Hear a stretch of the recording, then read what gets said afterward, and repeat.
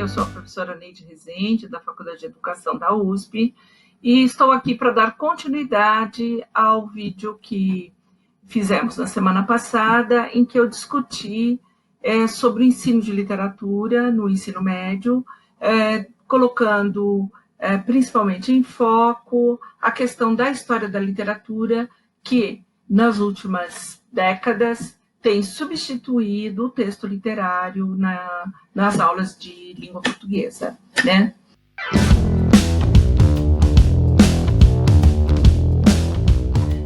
A intenção aqui hoje é discutir um pouco a questão: o que se ensinaria se se ensinasse literatura no ensino médio?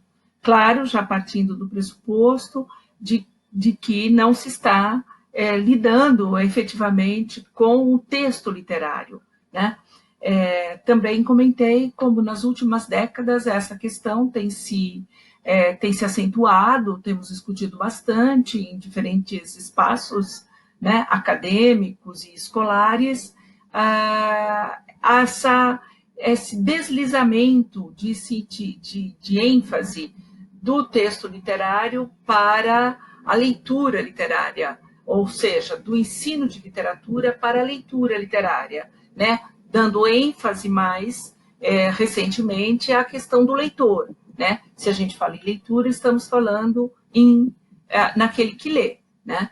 Então, levar em consideração o leitor é uma das questões mais prementes hoje, quando a gente observa que na escola o texto literário e principalmente o texto literário mais denso, mais difícil, mais complexo, tem quase desaparecido das aulas, né? E tem se tornado um problema para os alunos hoje, acostumados que estão aos textos veiculados pela internet, que são textos mais curtos, mais simples,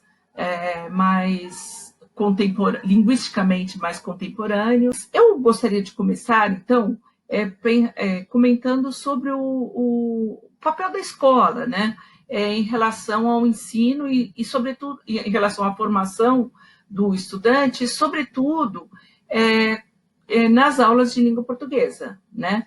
Que na disciplina língua portuguesa ou componente língua portuguesa, assim como todas as outras disciplinas, se acredita, né, que as práticas escolares, elas se nutrem muito, em grande parte, quase que completamente, né, das práticas sociais, ou seja, a gente educa, a gente forma para o sujeito dominar elementos necessários para a vida pública, né? No caso da literatura, a gente primeiro necessita pensar como é que se lê fora da escola, né? Então, se as práticas escolares se nutrem de práticas sociais, no caso da literatura, como seriam essas práticas sociais da literatura?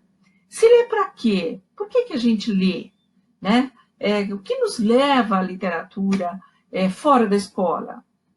De um modo geral, as motivações que nos levam à literatura são muitas, né? Assim como são muitos os leitores, e cada um com a sua peculiaridade, com a sua motivação para a leitura, e mesmo pensando em nós, leitores, nós mesmos, que lemos muitas vezes um mesmo texto em diferentes momentos da vida, e que essa leitura responde a diferentes necessidades ou a diferentes intenções. Falar de ler para quê e por quê é entrar num mundo de questões, num mundo de motivações, de intenções, né, que são realmente inúmeras e difíceis de definir e de identificar, né?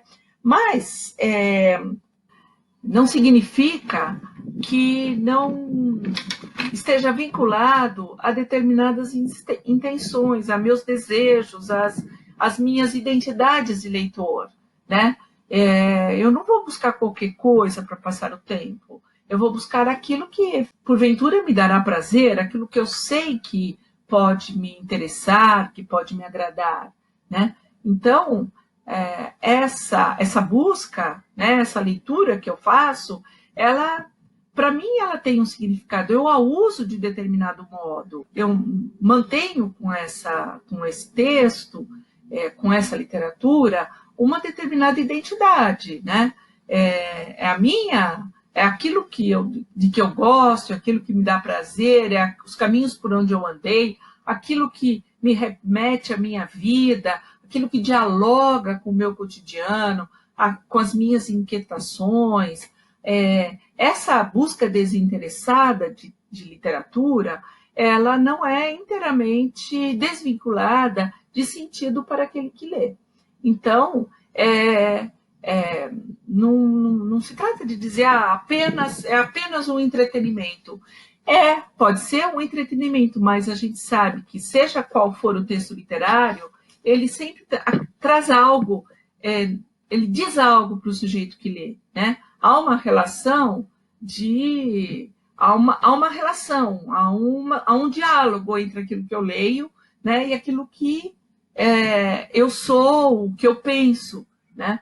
Então, essa leitura que se faz fora da escola, né, em que o sujeito está implicado nos campos, textos que nos identificamos, seria muito diferente daquela que se supõe que deveria ser a leitura feita na escola, ou a interpretação da obra ser feita na escola, né? Em que a escola deveria se deter sobre o texto literário, que devemos aprender a alcançar um saber sobre a literatura, constituir um acervo interior sobre a literatura, ler diferentes textos, ler textos importantes, ler textos ditos clássicos, universais, né?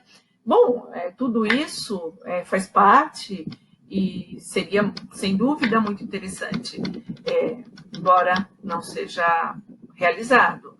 Mas o que a gente tem buscado, então, como eu estava dizendo, é essa implicação desse leitor subjetivo com esse leitor interpretativo, digamos, esse leitor que vai constituir um saber, que vai construindo um saber sobre a literatura, né? Então, evidentemente que não se constitui esse saber, né, sobre a literatura sem que haja a leitura do texto literário, né? Então, o grande desafio é como trazer para a escola, se é que alguma vez houve, né, mas resgatar para a escola, então, esse leitor que lê também para si, esse leitor que frui o texto, que lê se concentrando e estabelecendo relações com o seu mundo, com o seu cotidiano, com as suas inquietações interiores,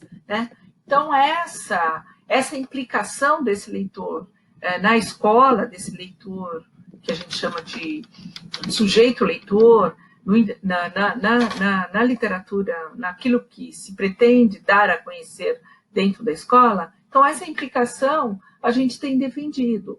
O que significa dizer que, e aí é outra questão também bastante desafiadora, que o sujeito leitor, que o estudante que lê, vai ler um texto, um clássico, que a leitura dele não seja uma leitura válida como interpretação. Quer dizer, evidentemente que o percurso que ele vai fazer ao longo dessa leitura vai ser um percurso muito particular. Ele vai estabelecer relações, ele vai, sobretudo, pensar na sua vida, naquilo que ele é, ou se o texto nada disser para ele, né, ele vai efetivamente se entediar e não vai querer ler. Então, são questões fundamentais para as quais a gente tem que estabelecer procedimentos que sejam capazes de trazer esse sujeito leitor para dentro da escola, né? Então, esse sem dúvida, na contemporaneidade, é o maior desafio que a gente tem. Como fazer que o aluno leia textos contemporâneos, mas leia também textos da nossa tradição. Enfim, como fazer com que ele leia aquilo que a escola acha que ele gostaria, que seria importante que ele lesse. Nem todos os estados, nem todos os municípios, nem todas as escolas têm o mesmo currículo de literatura, né? Escolas de diferentes regiões do Brasil, eles trazem no seu programa de literatura uma variedade grande de textos. Os programas também são diferentes. Então, fazer com que o aluno leia, ou seja, trazer o sujeito leitor para a escola, né, tudo isso representa um grande desafio. Não existe um modelo único, mas diferentes modalidades de leitura têm sido observadas tanto dentro quanto fora da escola. A escola, recentemente, eu tenho visto, tenho lido, tenho alguns alunos de pós-graduação têm desenvolvido pesquisas nesse sentido, tenho ouvido muito de professores também, a prática do diário de leitura, né? Que o aluno, ao mesmo tempo que leia uma obra, vá dialogando com essa obra mediante anotações no próprio livro, mediante um portfólio que ele vai construindo, sozinho ou com o seu grupo em classe. Quer dizer, o diário de leitura tem sido uma prática mais recorrente, por exemplo, fora do Brasil, na França, sobretudo, os diários de leitura têm uma força muito grande, né? Outra coisa que eu tenho visto como prática também escolar, de leitura, as chamadas tertúlias literárias, né? Tem escolas que praticam isso, inclusive no contraturno, né? Fora do horário regular de aula, no contraturno, grupos se reúnem para ler o texto, para discutir textos, né? E a participação do leitor nesses encontros é bastante rica. Também, eu me lembro que também a Michelle Petit falou das tertúlias em outros lugares da América Latina, de encontros com jovens, né, que ela chama de tertúlias, aliás, um termo que vem da Espanha, uma prática que vem da Espanha. Nós conhecemos também, principalmente no ensino fundamental, as rodas de leitura, né, quando os professores se reúnem e leem junto com os alunos. Em geral, isso é feito no ensino fundamental, nos anos mais iniciais, porque se leem textos mais curtos e é possível ler e discutir num determinado momento, ao longo do tempo ali da disciplina, ou do horário da aula, né? Mas há outros exemplos que são feitos e que poderiam ser trazidos para dentro da escola, né? Agora, por exemplo, o ensino médio de horário integral, ele permite que isso seja feito com mais tranquilidade ou com mais tempo, né? Pensar em possibilidades de ler efetivamente o texto literário e ler em qualidade e não em quantidade, né? Porque o grande problema que a gente tem tido no ensino médio é que há uma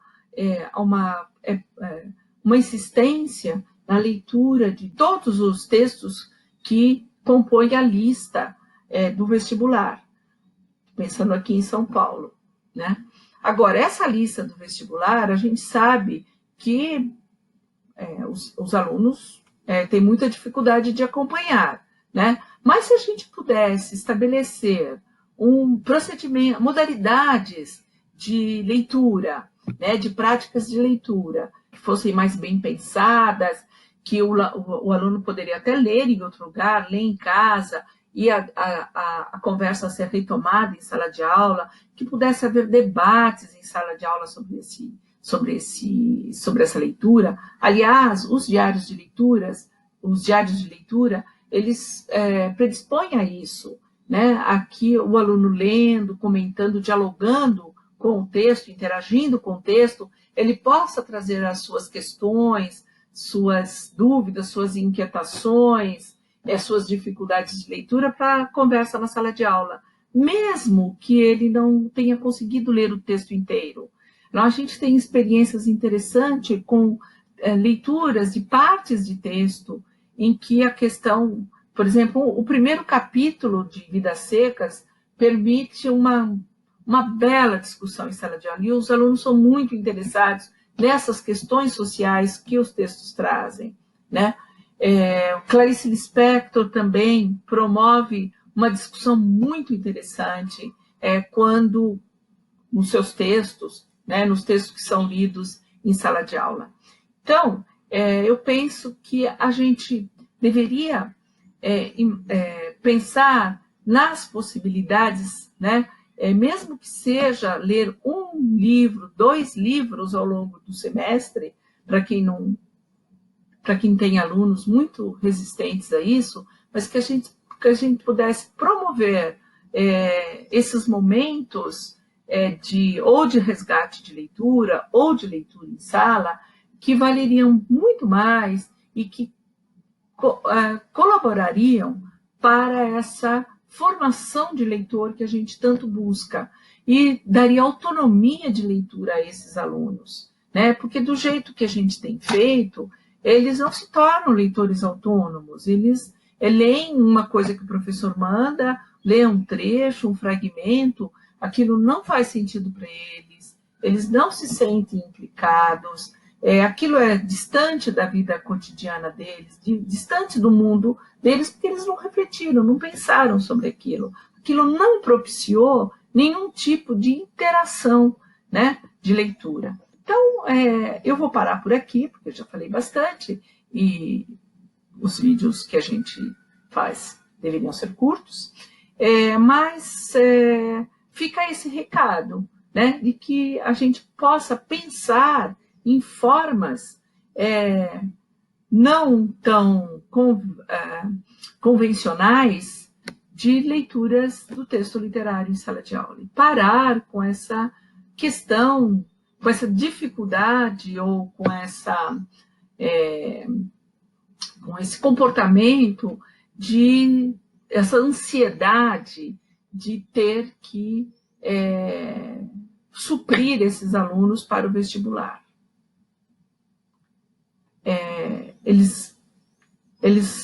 A literatura que se pede, pelo menos nos bons vestibulares, as questões sobre literatura dos bons vestibulares, elas estimulam, sobretudo, buscam, sobretudo, recuperar do aluno a reflexão que ele fez, que ele tenha feito, ou que ele possa fazer ali naquele momento, sobre determinados aspectos, sobre determinados textos da literatura, e não só recuperar estilos de época ou informações sobre autores e datas.